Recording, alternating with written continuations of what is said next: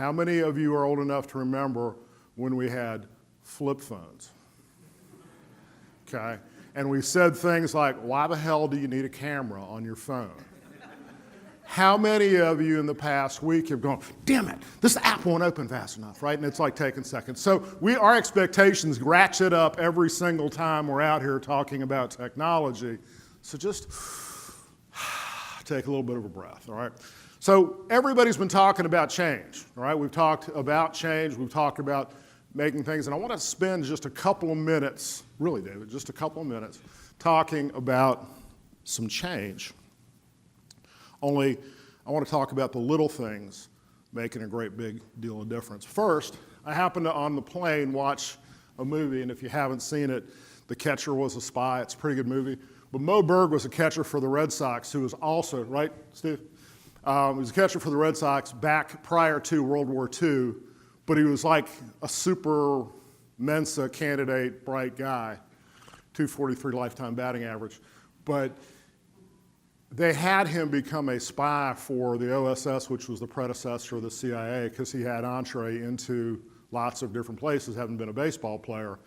And he was in Japan pre-war, and somebody was asking him, tell me baseball, what's baseball about? So he said, baseball is a game where people fail way more than they succeed. And that just struck me on the plane coming out here that, wow, that just kind of describes a lot of what we do, right? A lot of what you do in sales. It's constant failure, or it's constant learning experience, or it's constant attempts to get a little bit better. That was my home for a couple of years, believe it or not. I want to watch a quick video. I won't give you any more introduction to it, but go ahead, run the video. And as always, just a reality check here is anytime we're doing a replenishment at sea, we're 30 seconds away from a collision. Good afternoon, Captain Robertson, officers and crew. Welcome alongside USS Arctic. It's very dangerous. You are literally 3 to 4 feet from the deck edge, so you could fall overboard. And falling overboard while you're connected to another ship, is a very small chance that you could be found. Refueling out at sea is probably one of the more dangerous evolutions that we do here in the Navy. There's so much going on at one time. Not only are we taking this extremely heavy hose and throwing it across a body of water, we're taking on fuel throughout the ship, so it's literally coursing throughout the entire ship, going into these tanks. And if an alignment is messed up, if something is shut when it's supposed to be open, or vice versa, that can cause major issues inside the ship, and you never know what can happen when one thing goes wrong. So you're nervous. You know, if you're not, then, well, you're not taking it serious enough. Our main focus is to just get through an evolution safe and no incidents. And so far, we've been successful. Launch back 2/3. Launch back 2/3 time. Thank you very much. You guys always do great. We look forward to taking you alongside the next time. Auxiliary 8, roger that. 6-0. Still get a little goosebumps. What'd you think of that? What's your reaction?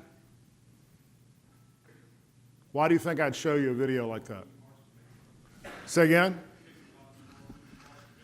Takes a lot of moving parts to make it happen. Why do you think I would pick that video, other than the fact that I have a background in that? Teamwork's a big part of it, yeah. Imagine how many things can go wrong in that evolution.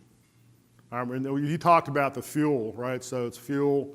I've done them where we're bringing ammo across, right? So big pallets full of 5-inch 54 shells, food, movies, people, right? People go back and forth across those lines as well. It's pretty wild.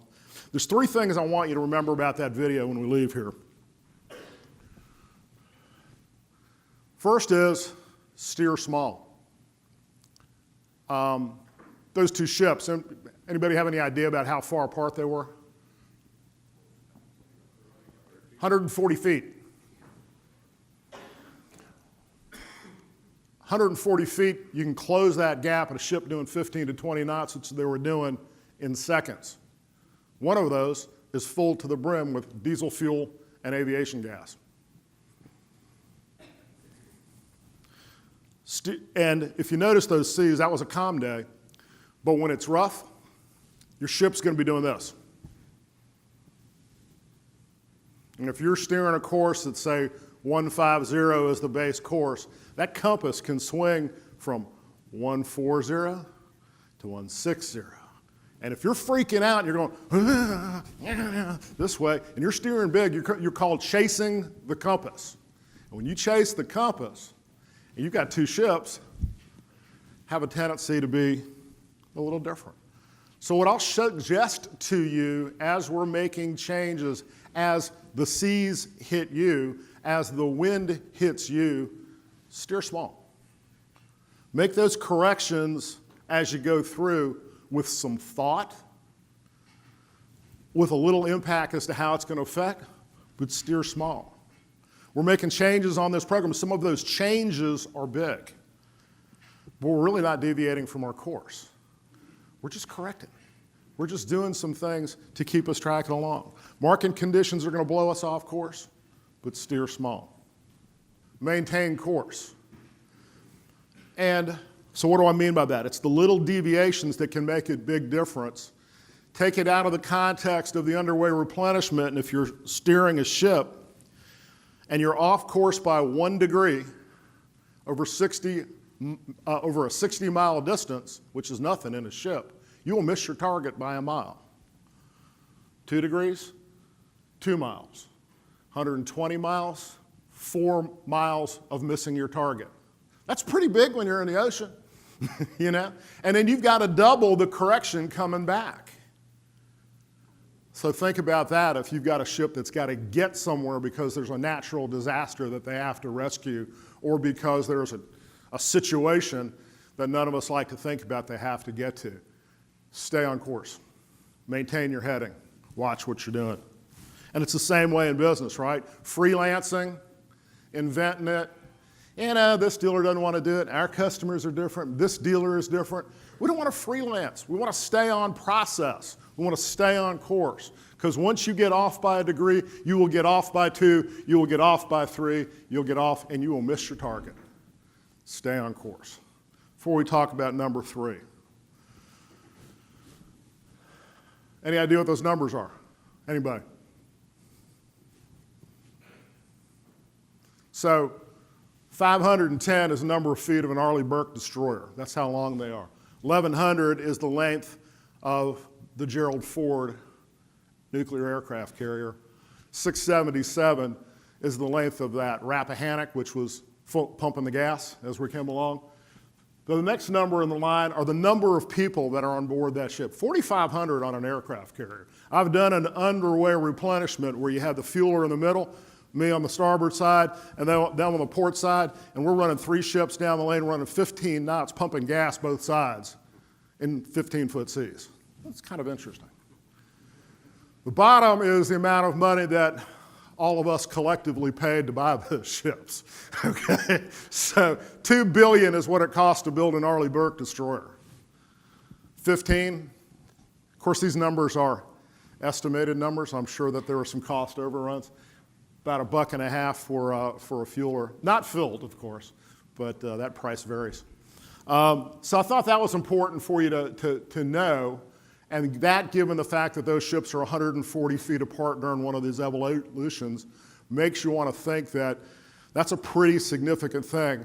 And probably the person steering that ship is like the most experienced guy on the ship, right? I mean, they got to be freaking deadly.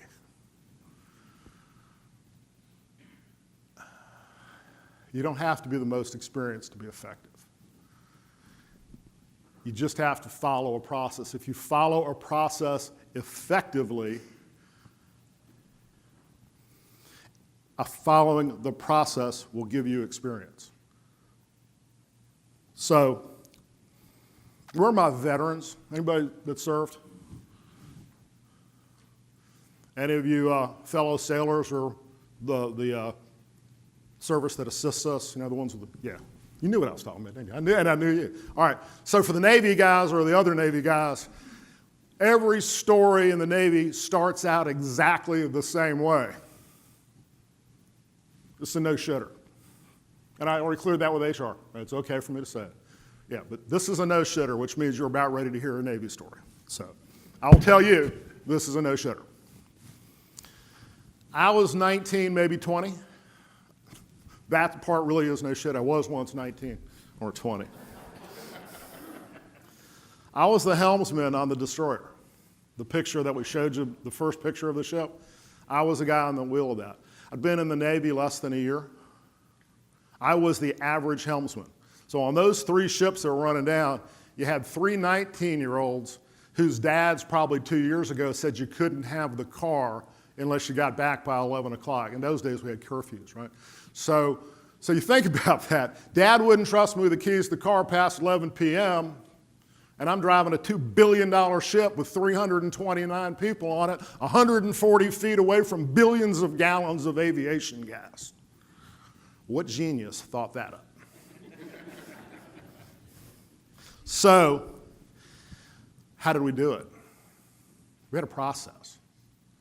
And that process was followed rigidly, because when you follow a process effectively, you will get experience. So the process sounded something like this. So you have this guy, he's called the officer of the deck, and he's standing there, and he's an incredibly seasoned 25-year-old guy from the Naval Academy, right? So, because he thinks he's 10 feet tall and visible and bulletproof because he's got bars here instead of here.